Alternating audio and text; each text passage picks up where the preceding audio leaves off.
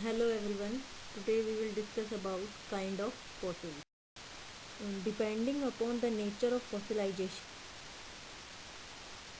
Rock जिसमें fossil present है उसका लोअर सरफेस शो करता है main part of compression. Compression का मेन पार्ट शो करता है, उसको पॉजिटिव पार्ट बोलते हैं। जो अपर सरफेस होता है वो इम्प्रेशन शो करता है, ओनली इम्प्रिंट्स आते हैं उसको नेगेटिव इम्प्रिंट्स बोलते हैं। Can fossil can be classified into following types. Fossilisation के नेचर के ऊपर डिपेंड करके फॉसिल्स को काफ़ी टाइप्स में डिवाइड करा गया है। पहला है कंप्रेशन फॉसिल। इसकी फॉर्मेशन के बारे में बात करें तो these fossils are form as a result of burial of plant और इट्स पार्ट इन सेडिमेंट। ये फॉसिल फॉर्म होते हैं प्लांट या उसके पार्ट्स के सेडिमेंट्स में ब्यूरी होने दबने के बाद। वेट जब जैसे जैसे वेट उन सेडिमेंट्स का इंक्रीज होता है तो ये जो प्लांट पार्ट्स है ये फ्लैटन हो जाते हैं, चिपक जाते हैं।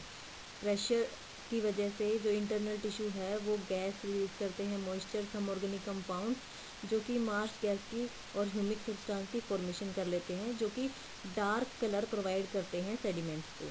जो रॉक का पार्ट होता है या रॉक जो साइड रॉक होता है उसको डार्क कलर प्रोवाइड करते हैं। अगर बहुत टाइम तक प्रेशर रहता है तो प्लांट जो पार्ट्स हैं वो एक थिन फिल्म की फॉर्मेशन करते हैं, जो कि black shiny coal like material of carbon और समथिंग की तरह दिखता है। बात करें thin and flat organ of plant like leaf do not show any appropriate change in the shape. जो बिल्कुल थिन पार्ट्स होते हैं जैसे कि लीफ, वो ज़्यादा चेंज शेप में नहीं दिखाते एज कम्पेयर टू जो कि थिक पार्ट्स होते हैं। कोल्ड डिपॉजिट इसका एग्जाम्पल है। Depending upon compression and fossilisation, compression और फॉसिलाइजेशन के ऊपर डिपेंड करके प्लांट मटेरियल मेटामॉर्फ हुआ है वेरियस टाइप ऑफ कोर्स के। उसके फ्यू आर गिवन बिलो। पहला पीट और लिग्नाइट। जो थिक बल्कि पार्ट्स होते हैं like trunk, large seed, hard dry fruits, वो लेस कंप्रेस होते हैं और वो अपनी ओरिजिनल थिकनेस का कुछ पार्ट रिटेन कर लेते हैं। जो लिग्निटाइज वुड होती है वो usually dark brown in colour होती है। अगर सेकंड की बात करें ब्रिटलनेस कोल, इनमें क्या होता है कि जो प्लांट मटेरियल होता है वो मोर मेटामॉर्फ होता है, थोड़ा चेंज हो जाता है और रिकॉग्नाइजेबल नहीं होता है। Next is anthracite. In these rock the plant material is highly metamorph. जो प्लांट मटेरियल है वो मेटामॉर्फ मतलब अपनी शेप बहुत ज़्यादा चेंज कर लेता है और बिल्कुल ही रिकॉग्नाइज नहीं किया जा सकता। बिटरनेस में वो मेटामॉर्फ होता है पर लेस रिकॉग्नाइजेबल है, थोड़ा बहुत रिकॉग्नाइज कर सकते हैं, लेकिन एंथ्रासाइट में हम बिल्कुल रिकॉग्नाइज नहीं कर सकते। यूजेस की बात करें तो जो कंप्रेशन फॉसिल्स हैं वो एक्सटर्नल मॉर्फोलॉजी स्टडी करने के लिए यूज़ किए जाते हैं। लीफ फॉर्म की स्टडी, डिटेल ऑफ पेनिशियन की स्टडी, स्टोमेटा की, एपिडर्मल आउटग्रोथ की हम वेल स्टडी कर सकते हैं। और जो हमारे सेल काइमा है, सेल है, किटनाइज एपिडर्मिस है, बार्क है, वो कंप्रेशन फॉसिल्स में वेल प्रिजर्व होते हैं। नेक्स्ट जो फॉसिल है वो है सरफेस प्रिजर्वेशन फॉसिल्स। इन फॉसिल्स में ऑर्गेनिक मैटर प्रिजर्व नहीं होता है, सिर्फ जो सरफेस आउटलाइन होती है वो प्रिजर्व होती है। During fossilization plant undergo two physiochemical changes. Fossilization की प्रोसेस में प्लांट टू फिजियोकेमिकल चेंजेस में जाता है साइमल्टेनियसली। पहला है डिके होना इंटरनल ऑर्गेनिक मैटर का, उसके बाद लिब्रेशन होना प्रोडक्ट का इनटू सराउंडिंग। मतलब इंटरनल ऑर्गेनिक मैटर जो है प्लांट का वो डिके होगा, उसके बाद वो आउटर इन्वायरमेंट में आ जाएगा। सेकंड, उसके बाद जो प्रोसेस होती है वो है cementation of surrounding layer. Surrounding जो लेयर है उस प्लांट की या उस प्लांट पार्ट की, उसको सीमेंटेड हो जाना, हार्ड हो जाना by cementing material. Cementing material like silica, iron, carbonates of calcium और फॉस्फोरस। जो दो प्रोसेस होते हैं ये क्या करते हैं, कंप्लीट डिसरिपेयर कर देते हैं इंटरनल टिश्यू को। प्रिजर्वेशन सिर्फ सरफेस लेयर की होती है। ये थ्री टाइप्स के होते हैं, impression, mould and cast. Impression की बात करें, फ्लैट और जो डोर्सी वेंट्रल प्लांट पार्ट्स हैं बिल्कुल फ्लैट, और डोर्सी वेंट्रल मतलब अपर एंड लोअर साइड जिससे हम डिफ्रेंशिएट कर सकते हैं, वो प्लांट पार्ट्स लाइक लीव और स्पोरोफिल इम्प्रेशन अपना एक इम्प्रेशन मतलब अपना प्रिंट छोड़ देते हैं उन रॉक की surface after complete decay. Complete decay के बाद अपना इम्प्रेशन, अपना इम्प्रिंट छोड़ देते हैं। And disorganise of the organic matter, उनका जो ऑर्गेनिक मैटर है वो डिसऑर्गेनाइज हो जाता है, ख़त्म हो जाता है। जो कलर है इनका इम्प्रेशन का वो डार्क कलर होता है। They are usually dark in colour. जहाँ पे हमारा फॉसिल प्रेजेंट होगा वहाँ डार्क कलर होगा एज़ कम्पेयर टू जो बाकी रॉक है। ये नेगेटिव इम्प्रिंट को शो करते हैं। The fossils are extremely useful in study of external feature of fossil plant. ये जो फॉसिल्स हैं ये external morphology of plant study करने में हेल्प करते हैं। Second type is mould. ये फॉर्म होते हैं बल्की पार्ट से, बल्की प्लांट पार्ट से, लाइक ट्री ट्रंक हो गया, फ्रूट हो गया। इनमें क्या होता है, डिपोजिशन होती है सेडिमेंट की प्लांट बॉडी के अराउंड और वे hard coat cement like material बना लेते हैं प्रेसिपिटेशन ऑफ मिनरल से। जो सेंटर वॉल मैटर होता है प्लांट का वो डिस्ट्रॉय हो जाता है। मोल्ड भी नेगेटिव इम्प्रिंट है प्लांट पार्ट का और ये मॉर्फोलॉजिकल स्टडीज़ के लिए हेल्पफुल है। थर्ड इज़ कास्ट, और हम कह सकते हैं incarnation. The above mention hollow cavity, जो होलो कैविटी बनती है, जो मोल्ड में क्या हुआ है, प्लांट के अराउंडिंग हार्ड कोट बनाया है और अंदर का मटेरियल डिग्रेड हो गया है। अब कास्ट में क्या होता है, जो होलो कैविटी जो बनी है अंदर, उसमें क्या होगा, सम रोकी मटेरियल लाइक क्ले सैंड वगैरह डिपॉजिट होंगे और वो सोलिडिफाइड हो जाएंगे। अब वो क्या करेंगे, एग्जैक्ट शेप ले लेंगे, एग्जैक्ट रेप्लिका, एग्जैक्ट कॉपी बना लेंगे प्लांट ऑर्गन की लाइक। ये भी नेगेटिव इम्प्रिंट हो गया इनसाइड ऑफ होलो। लेकिन इसमें क्या होता है, कोई भी प्लांट पार्ट एग्जैक्ट प्रेजेंट नहीं होता है, कोई सेलुलर डिटेल शो नहीं होती है, ओनली सिर्फ हम मॉर्फोलॉजिकल स्टडीज़ कर सकते हैं। The cast are frequently form when a plant part decay. ये कब फॉर्म होगा, जब प्लांट पार्ट क्या हो जाए, डिके हो जाए, before greater amount of compaction of sediment, पहले ही डिके हो जाए एज कम्पेयर टू सेडिमेंट्स का ज़्यादा प्रेशर है। एग्जाम्पल हैं काफ़ी, कास्ट ऑफ पिथून, woody trunk of cordaites etc. Next type is petrification. In this fossils और भी से पेट्रिफाइड फोसिल्स में बोथ एक्सटर्नल और इंटरनल स्ट्रक्चर्स वेल प्रिजर्व होते हैं। दिस फोसिल आर बेस्ट हैं डिटेल स्टडी के लिए because every cell well preserve रहता है। जो पेट्रिफाइड फोसिल हैं वो फॉर्म होते हैं इनफिल्ट्रेशन और प्रेसिपिटेशन से। पहले जो सोल्यूबल मिनरल्स होते हैं वो सेल के अंदर आते हैं, इनफिल्ट्रेट होते हैं, उसके बाद वो अंदर आके प्रेसिपिटेट होते हैं। जब प्रेसिपिटेट होते हैं साइमल्टेनियसली पानी का एलिमिनेशन होता है ड्यू टू प्रेशर। इससे क्या होता है, सॉलिडिफिकेशन हो जाता है और इससे हार्डनिंग हो जाता है मिनरल्स का सेडिमेंट और ये into the sediment. 20 minerals use करे जाते हैं पेट्रिफिकेशन के लिए। जो मोस्ट कॉमन है वो है silica, carbonate, pyrite, iron sulphate. Example जो है वो है कॉल बॉल, सिलिसिफाइड बूट, ये बेस्ट एग्जाम्पल हैं पेट्रिफिकेशन के। जो पेट्रिफिकेशन के जो फोसिल्स हैं ये रेयरली फाउंड होते हैं और वे मोस्ट सिग्निफिकेंट फोसिल्स हैं। Next fossil is mummified fossil. Mummified fossils में एंटायर प्लांट पार्ट प्रिजर्व होता है, बहुत ही लिटिल और नो चेंज होता है ऑर्गेनिक मैटर में। The body is preserve in special preserving material, जो बॉडी है वो स्पेशल प्रिजर्विंग मटेरियल में प्रिजर्व होती है सो दैट कि जो सॉफ्ट पार्ट है like blood, flash, soft tissue सब इंटैक्ट रहते हैं। कंडीशंस क्या क्या हैं, पहली एम्बर। एम्बर क्या है, एक फॉसिलाइज रेजिन है जो कि कंटेन करती है प्रिजर्व ममीफाइड बॉडीज, जिसमें हम एवरी डिटेल स्टडी कर सकते हैं इंटरनल स्ट्रक्चर की। कुछ कॉनिफरस ट्री से रेजिनियस सिक्रेशन होता है जो कि फॉरेस्ट फ्लोर पे अक्यूमुलेट होती है, वो अपने अंदर ट्रैप कर लेता है स्पोर्स को, पोलन को, इंसेक्ट को, लीव्स को, हार्डवुड डिजीज को, और हार्डन हो जाता है, उसको एम्बर कहते हैं। और ये काफ़ी टाइम तक प्रिजर्व रहता है। Second is oil saturated environment, जो ऑर्गेनिज्म है वो ट्रैप हो जाता है ऑयल सेंस में और काफ़ी साल तक ऐसे का ऐसा रहता है और प्रिजर्व हो जाता है। लार्ज ट्री ट्रंक फाउंड होती है ऑयल सेंस में, नॉर्थ अल्बर्टा में।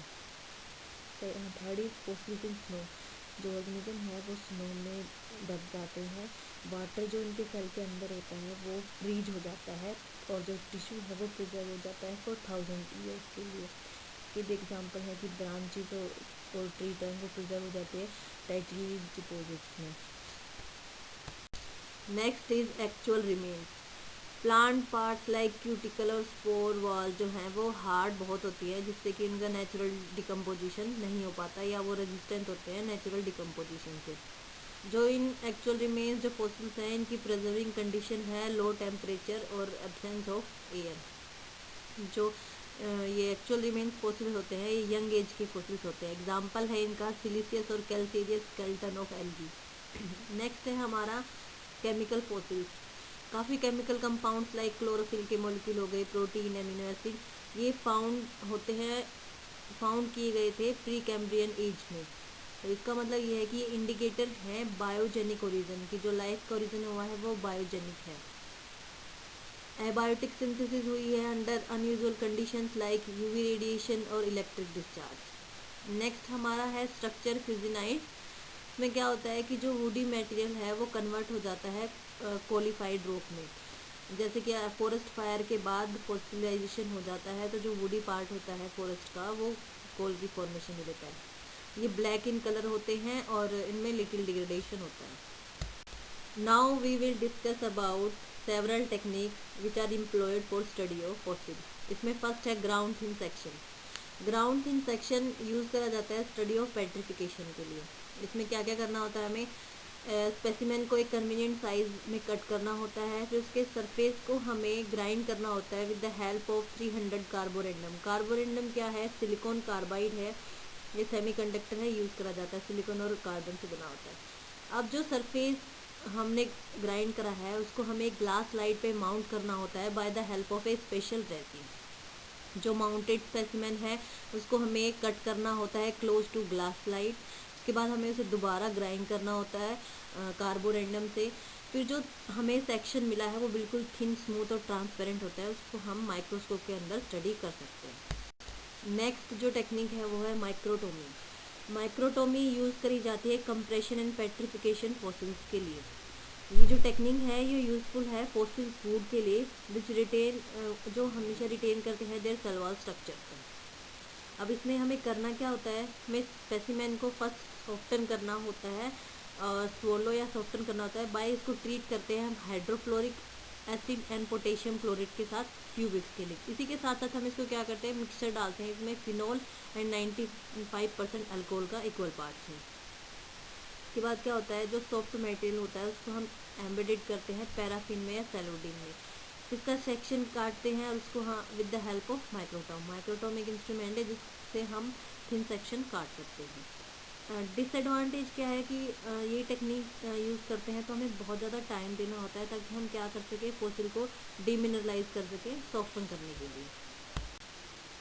ये माइक्रोटोम की पिक्चर है जिससे हम थिन सेक्शन काट सकते हैं।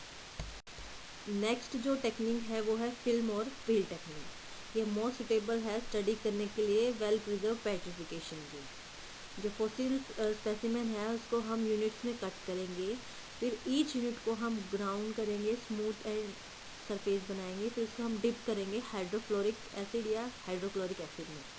जो एसिड है वो क्या करेगा, डिसोल्व कर देगा रॉक के मैट्रिक्स को या रॉक की सब्सटेंस को और एक्सपोज कर देगा कार्बोनाइज प्लांट टिश्यू को।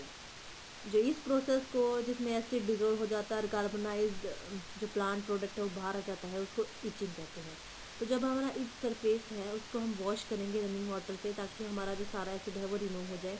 फिर उसको एयर ड्राई करेंगे और उसको एसीटोन में डिप कर देंगे या फ्लडेड कर देंगे। अब हम क्या करेंगे, एक थिन फिल्म लेंगे नाइट्रोसेलुलोज की, उसको इस सरफेस के ऊपर रख देंगे। एसीटोन क्या करेगा, सॉफ्टन कर देगा लोअर पार्ट ऑफ फिल्म को और वो क्या करेगा, अपने साथ ऑर्गेनिक मैटर को कैरी कर लेगा। आफ्टर ड्राइंग जब एसीटोन इवोपरेट हो जाएगा, जो फिल्म हार्डन हो जाएगी, तब हम जब उसको पील ऑफ करेंगे तो पील के साथ सेल वॉल मटेरियल को अपने साथ ले आएगी और इसको हम ग्लास स्लाइड पे माउंट करेंगे और स्टडी करेंगे। एडवांटेज क्या है, ये लेस एक्सपेंसिव है और लेस टाइम कंज्यूमिंग है और इससे हम थिनर और बिल्कुल ट्रांसपेरेंट सेक्शन ऑब्टेन कर सकते हैं। जो नेक्स्ट हमारी टेक्निक है वो है ट्रांसफ़र टेक्निक। इसमें हम क्या करते हैं, कंप्रेशन फॉसिल्स की स्टडी करते हैं। ये जो टेक्निक है ये गुड है स्टडी करने के लिए वेनेशियन पैटर्न को, क्यूटिकुलर स्ट्रक्चर को और वेसिकुलर एलिमेंट्स को। इसमें हमें क्या करना होता है, जो फॉसिल स्पेसिमेन है उसको क्लीन करना होता है और वॉश करना होता है एसिड से। फिर इसको कवर करना होता है प्लास्टिक फिल्म से। आफ्टर हार्डनिंग, जो प्लास्टिक फिल्म जब हार्ड जाती है, the rock from the opposite side is cut. Opposite side से रॉक को क्या करते हैं, कट करते हैं, डिजोल्व करते हैं सुटेबल एसिड में, ताकि जो क्या हो मिनरल मैटर रिमूव हो जाए। उसके बाद हमें स्पेसिमेन को वॉश करना होता है, ड्राई करना होता है और माउंट करना होता है ग्लास स्लाइड पे। जो ये इसके बाद जो हमारे पास जो स्पेसिमेन आता है वो डेंस होता है, ओपेक होता है।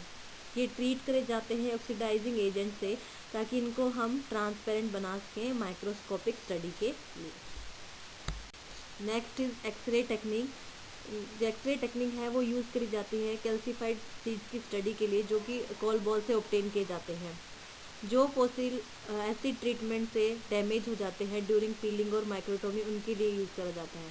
स्पेसिमेन को फोटोग्राफ करा जाता है एक्सरे से। उसके बाद क्या होता है, उसकी डेंसिटी को रिकॉर्ड करा जाता है, डिफरेंस इन डेंसिटी को। उसको कैसे रिकॉर्ड करा जाता है, by difference in shadow effect से। Next technique is maceration technique. ये यूज़ करी जाती है compression fossils like coal, lignite and peat की स्टडी के लिए, और ये यूज़ करी जाती है पोलन ग्रेन्स एंड स्पोर्स की स्टडी के लिए। इसमें हमें क्या करना होता है, स्पेसिमेन को ट्रीट करना होता है पहले ऑक्सीडाइजिंग मिक्सचर से, जो कि यूजुअली हम यूज़ करते हैं Salt solution of concentrated nitric acid and potassium chloride. ये क्या करता है, ऑक्सीडाइज कर देता है कोल को ह्यूमिक एसिड में। जो मैक्सिरेशन प्रोसेस है, उससे रिजल्ट आता है कि जो क्यूटिकुलर मेम्ब्रेन वॉल स्पोर्स की पोलन ग्रेन्स वेस्कुलर टिश्यू हैं वो सेपरेट हो जाते हैं रॉक मटेरियल से।